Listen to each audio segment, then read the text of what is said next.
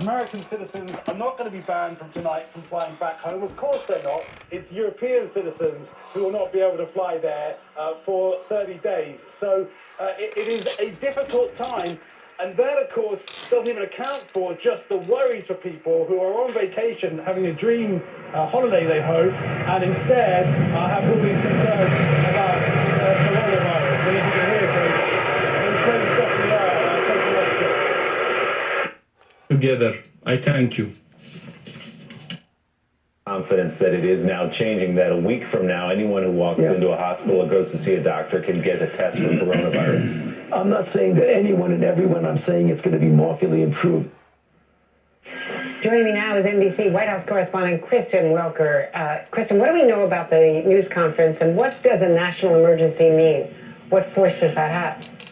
Well, Andrea, we know that President Trump, at that 3 p.m. news conference, which he announced just a short time ago, is expected to announce a national emergency. That would essentially trigger the Stafford Act, which would unleash some $40 billion in funds to deal with this growing crisis. Now, this would give aid to not only those who've been impacted by the virus, but for those who are trying to fight the crisis as well. The question, though, Andrea, will he unleash that full $40 billion? Will there be a component piece to this? In addition to the president's news conference later today, of course, Andrea, all eyes are on Capitol Hill because we know that they have been negotiating a deal that would also provide aid to those who've been impacted by the virus. I am told, based on my conversations, that they are close to a deal. They would like to vote on a deal in the House by the end of today. Will that happen? That remains to be seen. But remember, Andrea, the Senate canceled their recess for next week to continue to try to work on this. That relief package that they're working on would include expanding unemployment insurance, expanded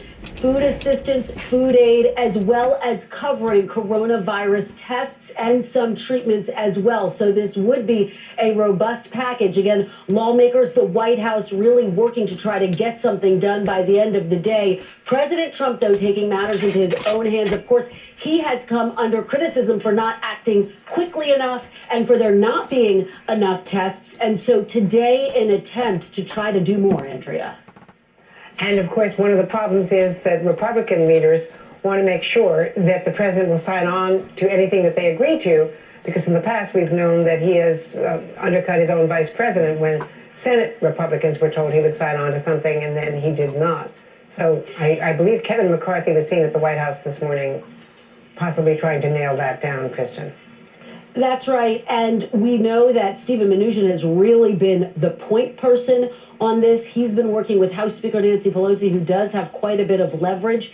To your point, Andrea, President Trump was asked yesterday if he would support the package that Democrats had essentially proposed, and he said no, he wasn't ready to support it yet. He felt like they were filling it with too much that didn't pertain to the actual crisis at hand. House Speaker Nancy Pelosi very clear with reporters yesterday that she was willing to work with to make changes to some of that language that the White House found problematic. We know that Stephen Mnuchin and Pelosi have been speaking a number of times per day. They've already had a conversation today. And as you point out, Andrea, President Trump has also been in close contact with leaders on Capitol Hill. So it is possible, and we know that there is bipartisan support for getting something done. This is a problem that is impacting the entire country. And so there's immense pressure on both sides of the aisle to do something, Andrea.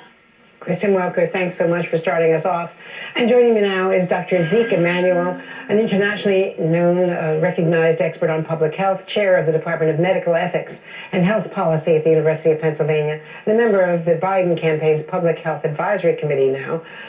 Welcome, Dr. Zeke. Thank you very much. First of all, at this hour, my information is that the D.C.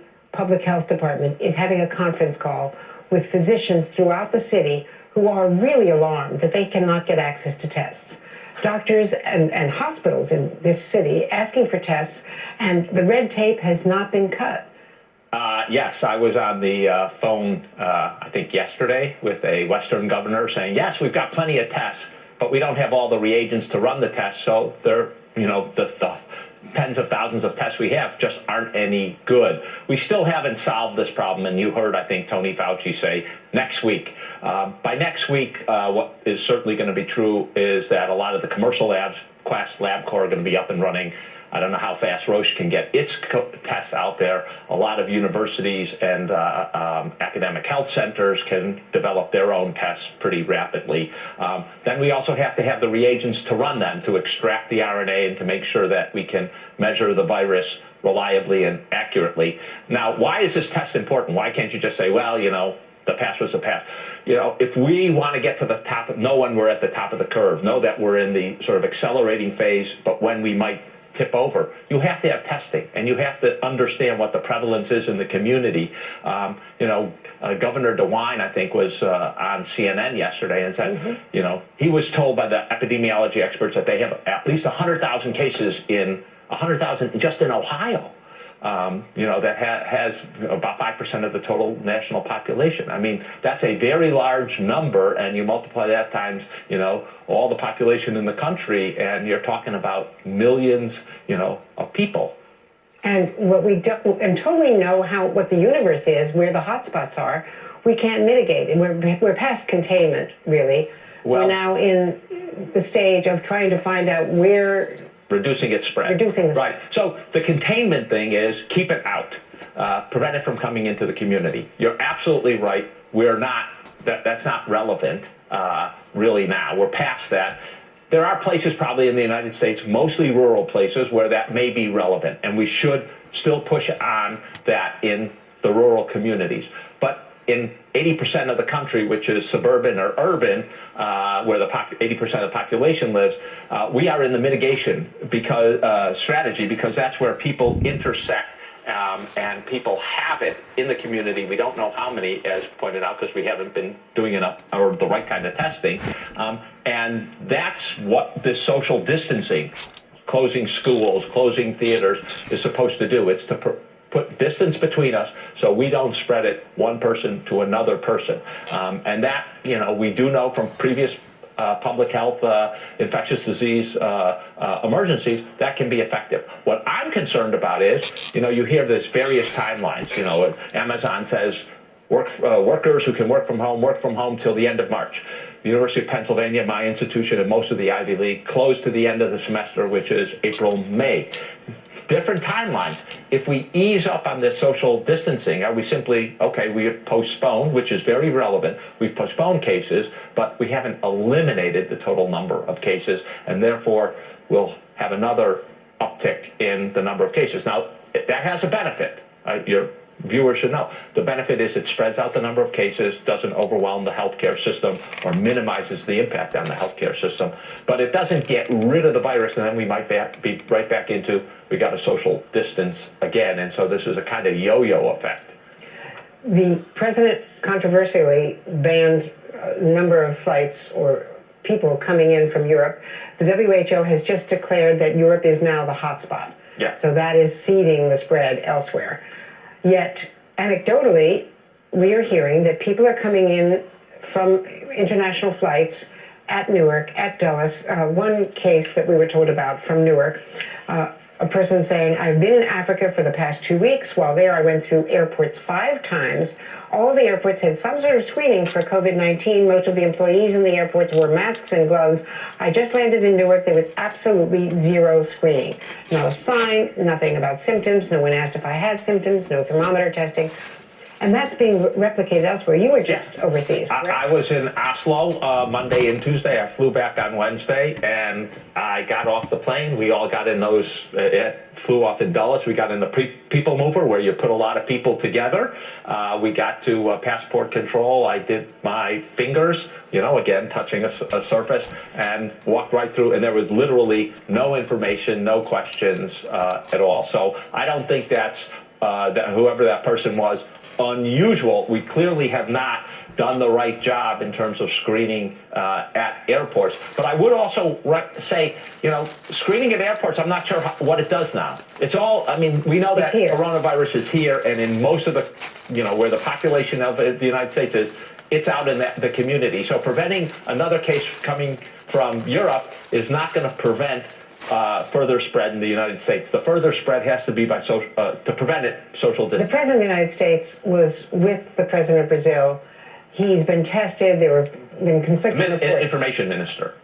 But actually, the President Right. of Brazil and the Information Minister were tested positive. But the President himself has been tested, and he says it's negative. There's conflicting reports about that.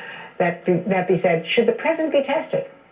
Well, I first of all, if you test them immediately after shaking hands with someone who's positive, right, you need an incubation period, which we now know is probably around 5 or 6 days. So immediately testing him and getting a negative, that's what we in the business would call, it's a potential false negative, that it was too early, he didn't have enough virus in the system to detect it. Look, I think everyone has to be careful. The president is no different in this circumstance. This virus doesn't, distinguish between people who vote Democratic and people who vote Republican, people who happen to be rich and people who happen to be poor. So I don't think he's immune. And we've already got, CPAC had someone who shook hands with his various Mark Meadows and others, He's come into contact with a lot of people who are potential. His doctor's going to have to decide. But I think the whole country, he's over 65 years of age. So, we have to be concerned. And one other quick question. You're involved with a lot of hospitals, directly in Philadelphia, but elsewhere around the country. How close are we to being overwhelmed if this thing is as bad as we think it is? So we're not there now. Hospitals are taking various measures to try to prevent being overwhelmed. But as we wrote in the New York Times, if we get 5 million people, we could easily be overwhelmed. We have about 800,000 hospital beds in the United States. We have about 68, 70,000 intensive care unit beds for adults who are mostly affected by this. And we have less than 100,000 ventilators that are full functioning ventilators. That's skating very close to the wind. And we do need to build in some surge capacity, probably 10 hospitals, recommissioning facilities for this. And doing it now. We have to anticipate the worst. We can't wait for the worst to jump on us. Maybe it'll all be unnecessary. Wouldn't that be lovely? People say, well, you're going to waste a lot of money. I don't know. The stock market just lost trillions and trillions of dollars. That seems like a waste too. And that isn't going to be reversed really fully, even if the stock market went up today, until we get our hands on this infection, get it under control, and people can feel confident that we've got the right measures. The stock market is going up today. It was up 1,700 points a while ago. Measures in, so it's not going to spread like wildfire in the population and truly overwhelm all of the systems. Dr. Zeke Emanuel, thank you so much. Thank you. And very quickly, this update from Tom Hanks, who along with his wife, Rita Wilson, tested positive for coronavirus while filming in Australia. The actor is thanking Australians for helping them. In an Instagram post, he said, quote, "We are taking it one day at a time. There are things we can all do to get through this by following the advice of experts and taking care of ourselves and each other, no? Remember, despite all the current events, there is no crying in baseball." Hanks. Good advice for all of us. And coming up, travel ban, the impact of President Trump blocking European arrivals. Will it help stem the spread of the virus? That's next. You're watching Andrea Mitchell Report. Stay with us right here on MSNBC. BritBox. Not ever. Start a free trial to MSNBC. In Pakistan, but Pakistan has also demonstrated time and time again with dengue, with polio, with other diseases, how all of government, all of society approaches can be made to work. So we wish Pakistan all the best luck in the world, and all of our assistance in supporting some fine public health servants in your country. Thank you very much. Hope this answers a question on Pakistan. Now we go to Moscow, to Comextant FM, and we have Uliana calling. Uliana, can you hear us? Yes. Can you hear me? Yes, please go ahead. Well, my questions are, when do you think the COVID-19 will peak in the world? And given that the vaccine has not yet been developed, does WHO have any recommendations about drugs or medications that can be effective in the treatment process? Thank you very much. So the first question is, when will this peak in the world? That's a very good question, and I'm sure everyone has that on their mind. One thing we are not able to do is to predict what will happen. What we need to do is prepare for any scenario. And the trajectory of this pandemic, the trajectory of each epidemic in each country is dependent on the actions of each country. So what we have seen in several countries in Asia, we've seen them tackle this virus, be aggressive in their approach in terms of finding their cases and contacts, and have this comprehensive approach that we've discussed previously, mobilizing their workforce, having an all of government, all of society approach. We've seen them turn the corner. So we've seen them have very strong, very bad epidemics and have them peak. Hopefully that they've peaked. China has certainly peaked and there's been a decline, but there's always the chance that those cases can increase again. So we always have to be on the ready to look for any cases that pop up. With regards to the rest of the world, as I said, it will depend on how countries react to their first cases and if they have an aggressive approach to those first cases. For countries that are dealing with clusters of cases, it will depend on how they aggressively look for the chains of transmission within those clusterings of cases, making sure that they identify every single case, every contact, separate the contacts, put them in quarantine. And for those countries that are dealing with much larger outbreaks and community transmission, making sure that there's a much broader approach in terms of mobilizing their entire workforce to support the response to this, making sure that their hospitals have the possibility to cope with increasing numbers of cases. But it's impossible for us to say when this will peak globally. We hope that it is sooner rather than later. But again, we can't emphasize enough that there have been countries that have demonstrated the ability to turn the tide, to suppress transmission. And it is in the hands of every country to be able to do that. So we are hoping that more countries put more aggressive efforts into doing so. On the issue of drugs and vaccines, there's been there are a large number of trials underway of therapeutic options, and we will speak in more detail early next week.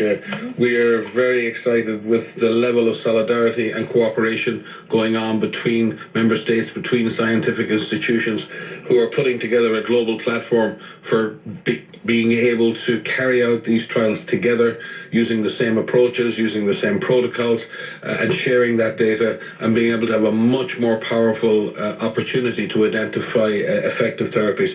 We will speak in much more detail on that next week.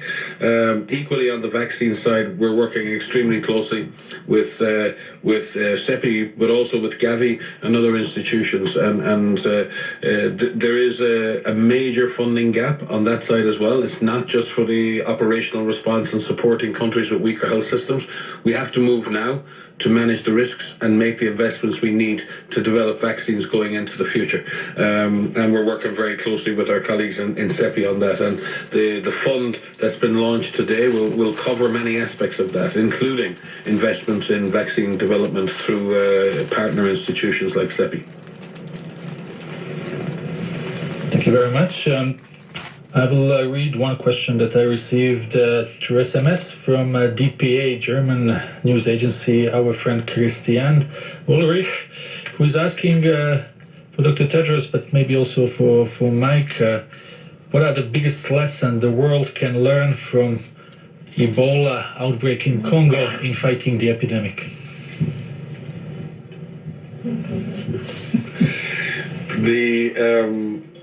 It's difficult.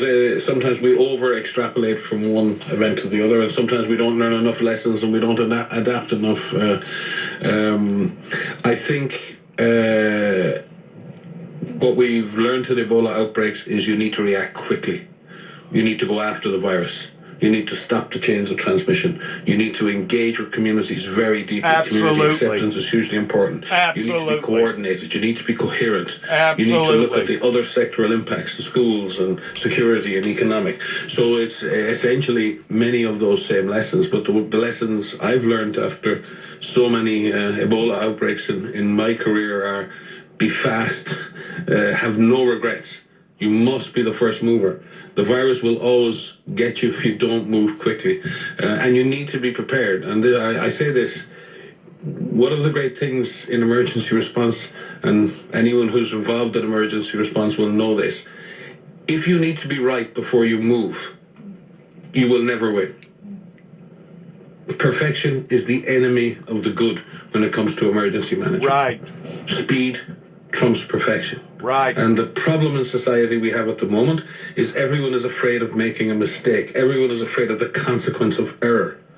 But the greatest error is not to move. Right. The greatest error is to be paralyzed by the fear of failure. Right. And I think that's the single biggest lesson I've learned in Ebola responses in the past. In other words, it's better to do something, even if it's not necessarily the right move, than it is to do nothing, knowing that it's the wrong move. You know, it's like, go ahead and take a jab at it. You may not know for sure that your jab is going to be effective. And it may very well not be. But you rather take a jab at something in trying to defeat it than not take a jab, knowing that if you don't try to defeat it, it's got more of a chance of defeating you. It's the same thing if you was in the front lines of a war and you had bullets and missiles flying at you. You got to look at it in the same concept pertaining to, all right, it versus us versus it. And you got to make up your mind that you're going to do something rather than nothing. Because something is much better than doing nothing, is what he just got through saying. And I totally agree. In from China, they were content that they were seeing what they needed to see, and that obviously was not the case. The president's been tweeting against CDC, against the Obama administration for decades of not developing these testing procedures. Is that a fair criticism? It's not a fair criticism to blame the last administration for policies that you had the authority to change. You know, what we saw the FDA do was exercise an emergency use authorization.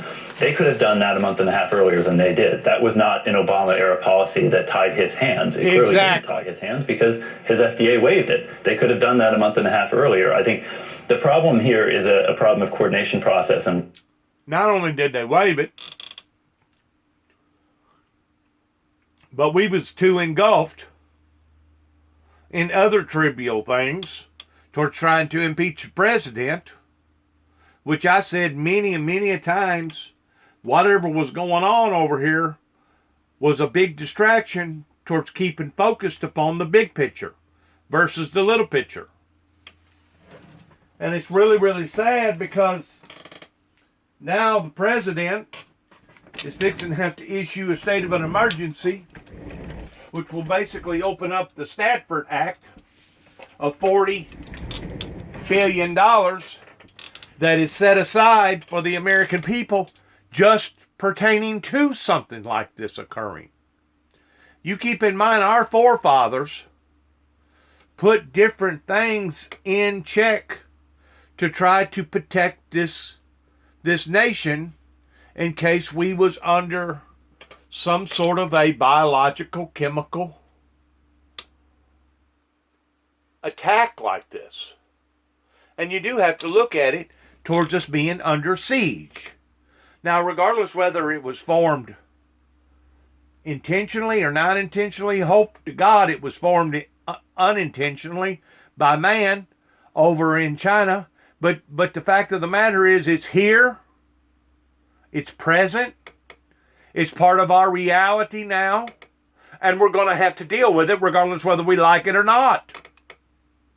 And I feel like that's probably the reason why Trump is fixing to address in a news conference at 3 p.m., if you look to the right-hand bottom of your screen, where it says at 3 p.m. Eastern Standard Time, which would be 2 o'clock my time, the President of the United States will speak pertaining to a national emergency. The national emergency has been set aside for an event such as this under this particular Stafford Act. And believe it or not, whenever it comes to the tool chest, there's even deeper things that the president can reach in and grab out as this emerges, evolves, and possibly even grows worse.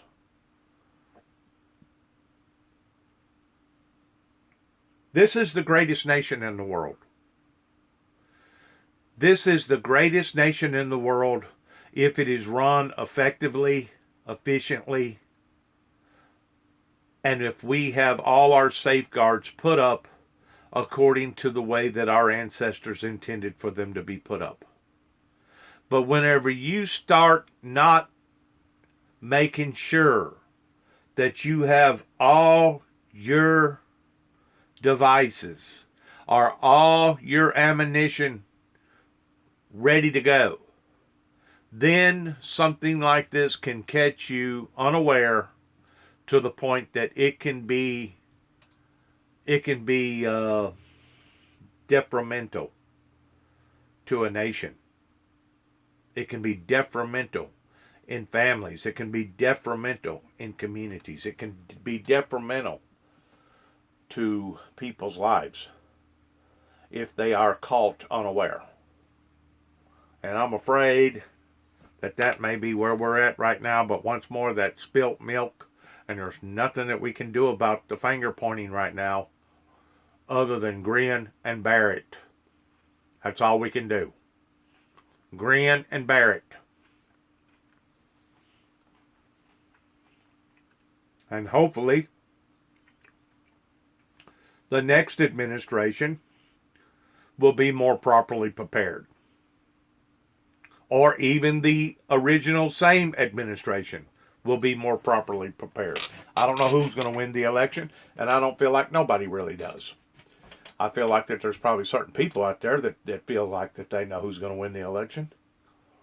But in reality, nobody knows who's going to win the American election. Just like in reality, nobody truly knows what tomorrow holds. We only know who holds tomorrow. We don't know how devastating that this is going to be in Russia.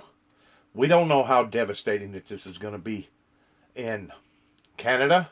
We don't know how devastating that this is going to be on an economical, monetarily front, globally.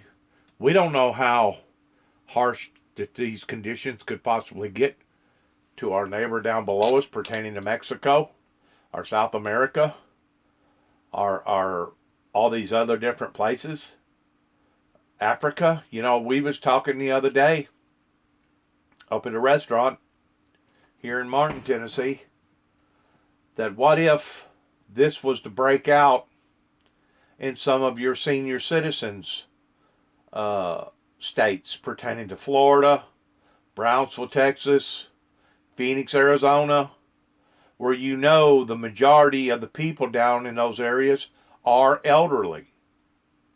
It could be absolutely devastating to some of these states and to some of these recreational areas that are known of having a great deal of elderly people in them.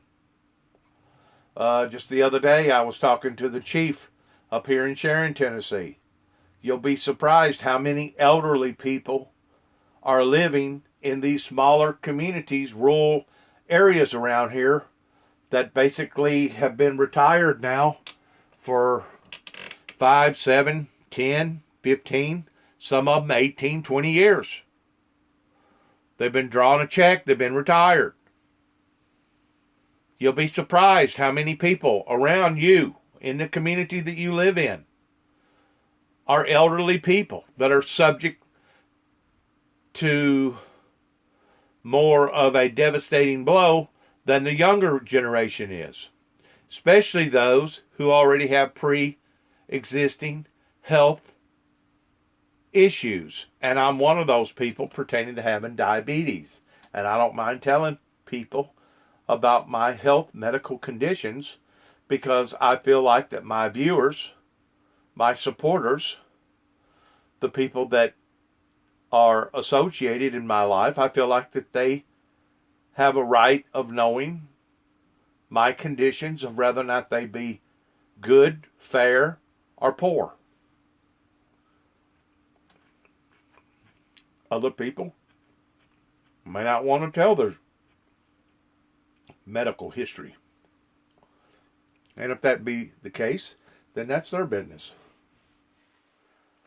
That's their business. But at 3 o'clock, the president of the free world is fixing to speak on a mandated emergency here in the United States.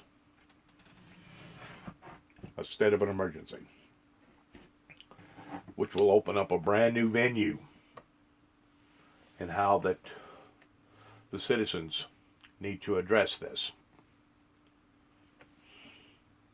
And this has not been a well-led or run process really from the word go, and now we're beginning to pay the price for that. Thank you so very much. Thanks for your help. Let's back that up real quick because I feel like his statement needs to be listened to again. Is that a fair criticism? Been tweeting against CDC, against the Obama administration for decades of not developing these testing procedures. Is that a fair criticism? It's not a fair criticism to blame the last administration for policies that you had the authority to change. What we saw the FDA do was exercise an emergency use authorization. They could have done that a month and a half earlier than they did. That was not an Obama-era policy that tied his hands. It clearly didn't tie his hands because his FDA waived it. They could have done that a month and a half earlier. I think the problem here is a problem of coordination process and leadership, and this has not been a well-led or run process really from the word go, and now we're beginning to pay the price for that. Thank you so very much. Thanks for your help and your experience on this. And this just in, the LA Unified School District and San Diego schools both are closing over the coronavirus threat starting on Monday. Stay with us. We'll have all the latest right here on MSNBC. We'll be right back. Food-related illnesses are on the... Once more, people are trying to take every preventative measures that they can think of toward trying to stop it from escalating and growing and taking out that many more citizens out of society. I think they're doing it for that reason, and there could possibly be another reason pertaining to liability issues, people being afraid that they may get sued by an ambulance chaser attorney of somebody that felt like that they should have been more advanced warnings of the coronavirus that winds up catching it, and somebody decides to sue somebody at a flip of a hat. This is a sue society over here in America, and you got to be cautious of just about any and everything, because in today's society, you don't never know. You can look at somebody the wrong way, and the next thing you know, you wind up standing in front of a judge or a jury over it. So some of these places may very well be shutting down what they're shutting down because they don't want to have the legal litigation of liability issues to come up later on down the road. And you really can't blame these type of agencies or entities, regardless whether it's a professional ball team or people up in New York City pertaining to having Broadway plays where you have large gatherings of people. I seen a text the other day, something about should we stop church on account of this coronavirus. Well, once more, it'll be up to the church. It'll be up to the primary pastor. It'll be up to the congregation of whatever goes on in that particular community of whether or not it's warranted or not. If it's warranted, you know, if you're talking about a Joe Osteen church that during services holds probably 15 or 20,000 people, yeah, it's a possibility that they may have to shut down church for a week or two. But now some of these other smaller areas that has churches in these remote country setting type style churches that may not have a setting of 100, 150, 200 people. Well, once more, you leave that up to the congregation of whether or not they feel like that it's warranted or not. That's kind of like if you have an ice storm or snow on the ground. You know, a lot of these churches now, they'll call off church if they feel like that it's a pending danger of some of their congregation not being able to make it to church like they ought to. They'll call church off. It ain't nothing for them to call church off pertaining to bad weather. So it's just based upon a individual case-by-case basis, or community-by-community case basis, or a church-by-church community-type case basis of whether or not they should or they shouldn't. And they'll know. They'll know if they're in a hot zone or not. They'll know if you got several people in the community at the point of death or already has died. Various emergency people, they keep up with who's had the latest wreck, whose house just got through burning and why it burnt, who just got through having a major heart attack and they had to usher them down to a big hospital. They know.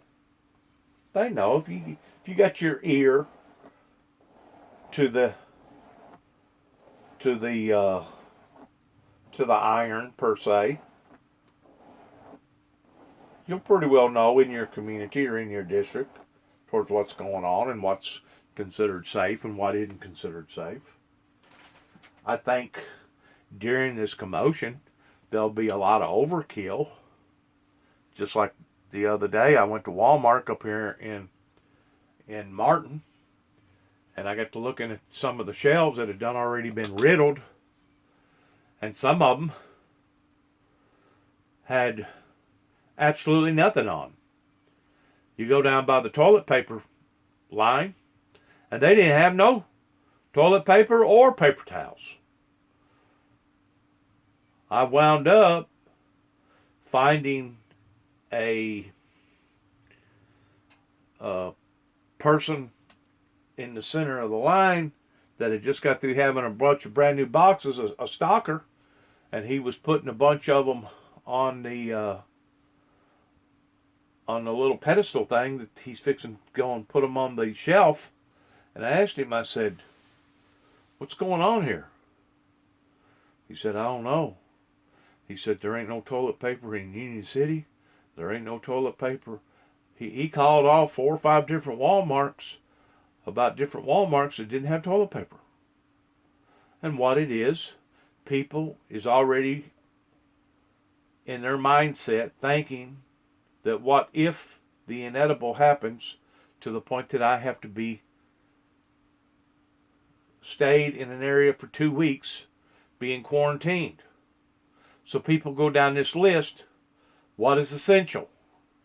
Got to have this. Oh, by the way, I got to have toilet paper. Okay. So people making a run on toilet paper, just like they made a run on masks, just like they made a run on hand sanitizing cleaners. You can't find neither of those around right now. You can't find toilet paper in this particular area. You can't find hand sanitizers, and you can't find no mask.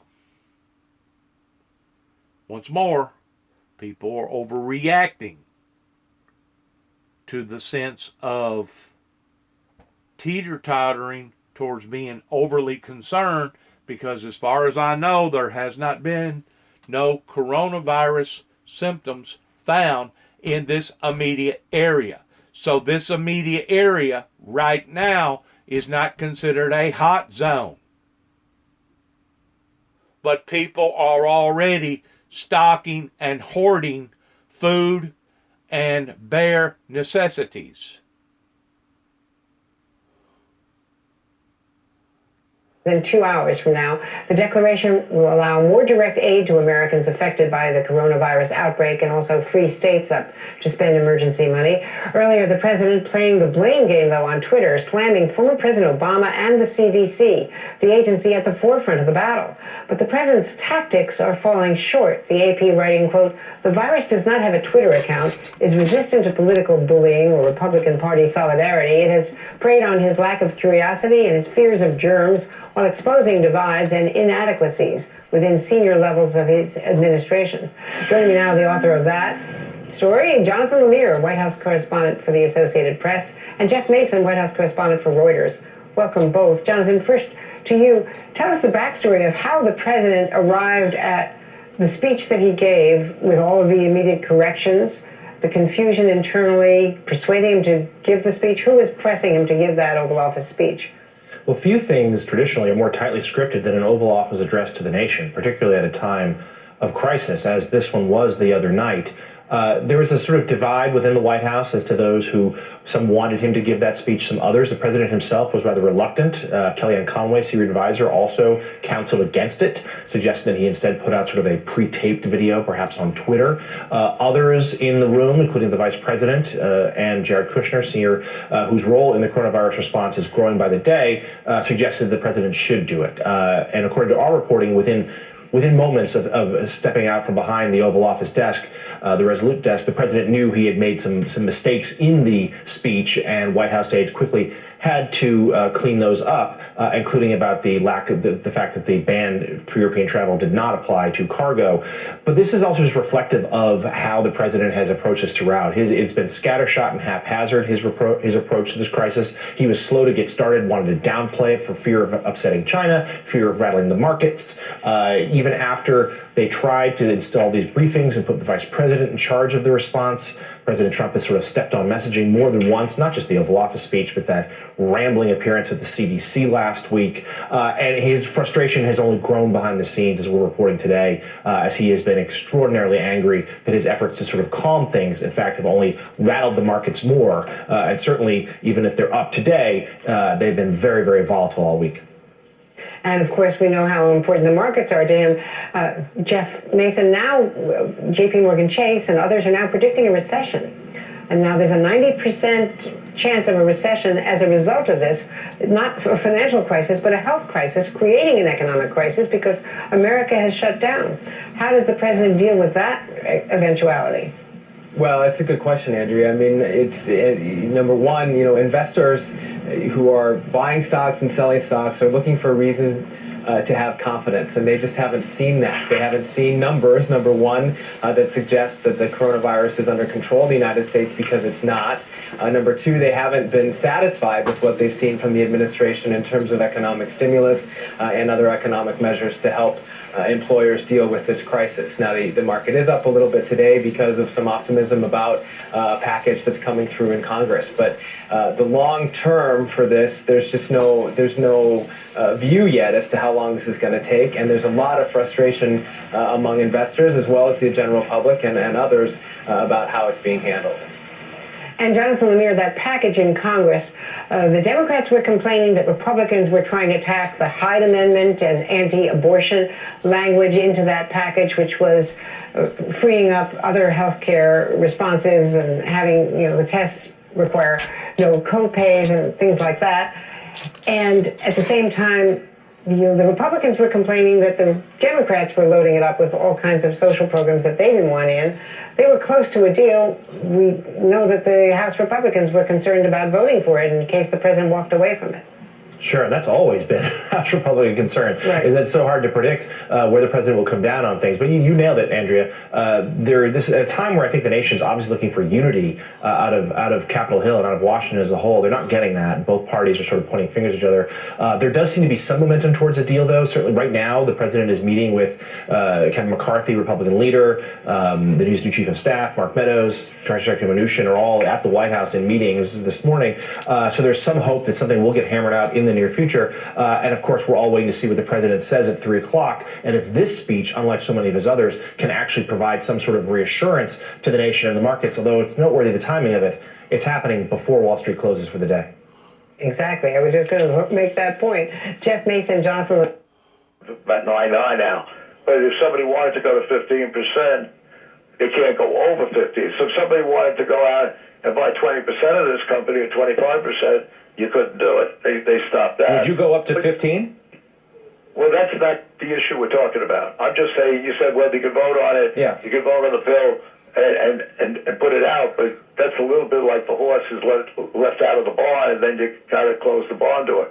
I mean, look, the company is just, when you look at it, it's a study in what shouldn't be done in corporate America, and it makes a travesty of corporate governance. So let me ask you then about another situation you're involved in. You have a stake in both Xerox and HP, and today, right before we came on the air, Xerox said it was pulling its efforts around the deal because of what's going on in the coronavirus. Well, okay, but hold on. I have to be careful here. I got to be careful. That's why I don't like coming on these shows too often.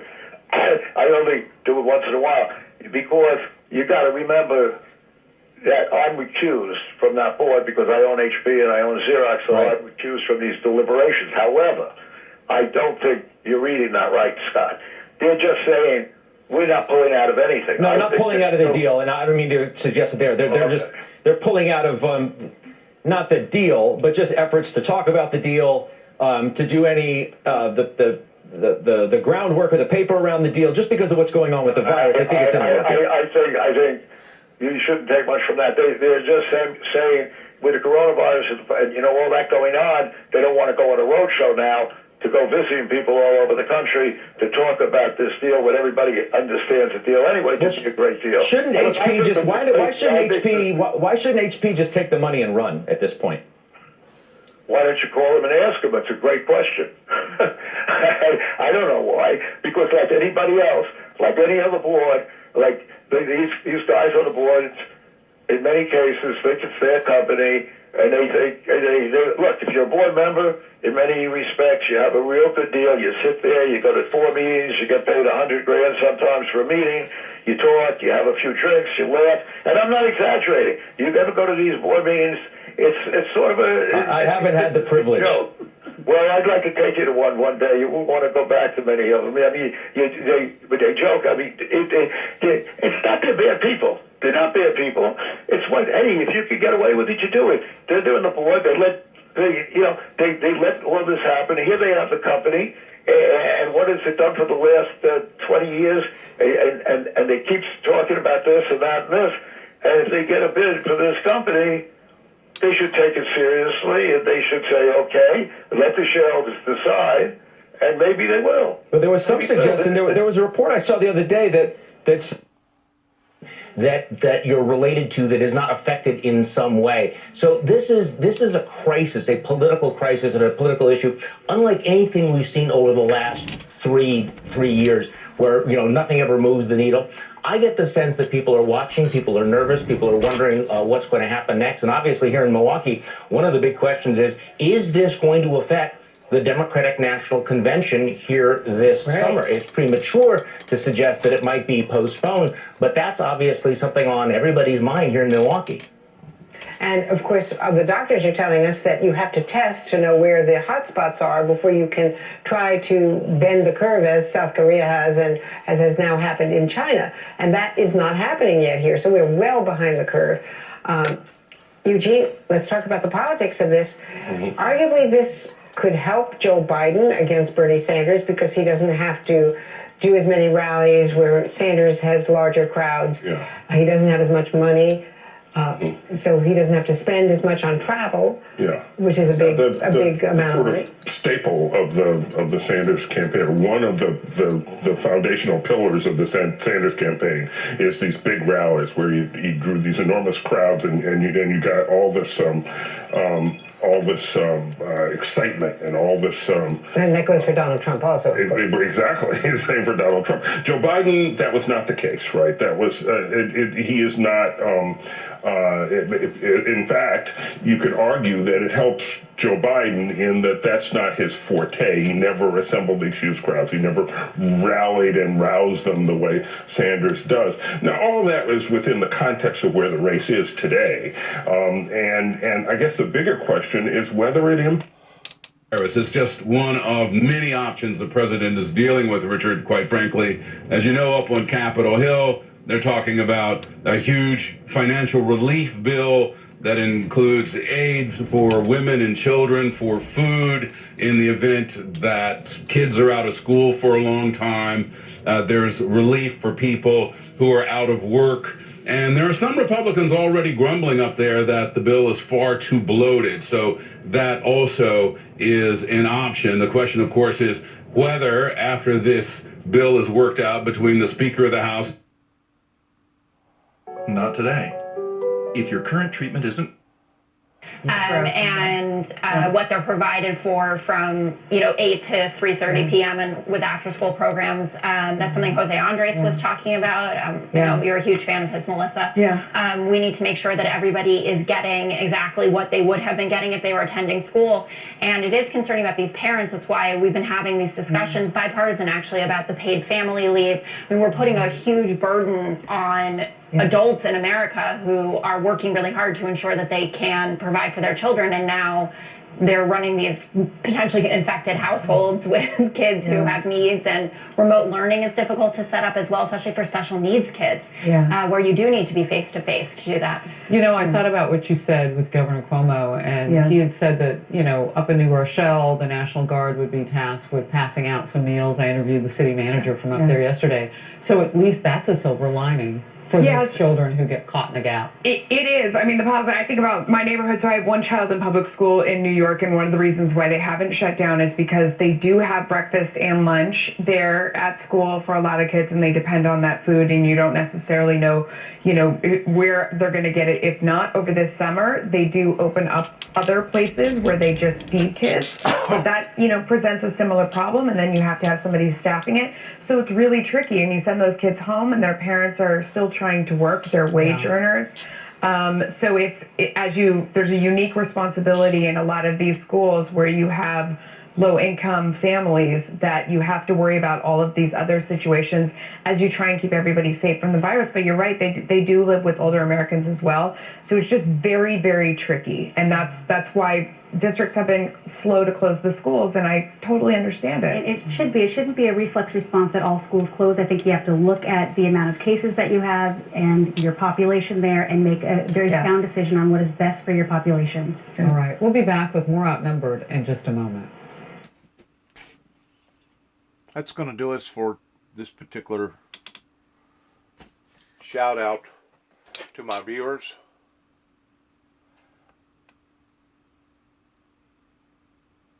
It's to declare a national emergency will be the way that I'll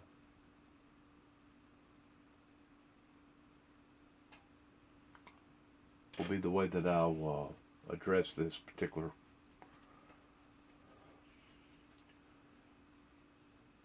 YouTube clip that I'm fixing to record. Thanks again, and good luck to all of us. Shalom.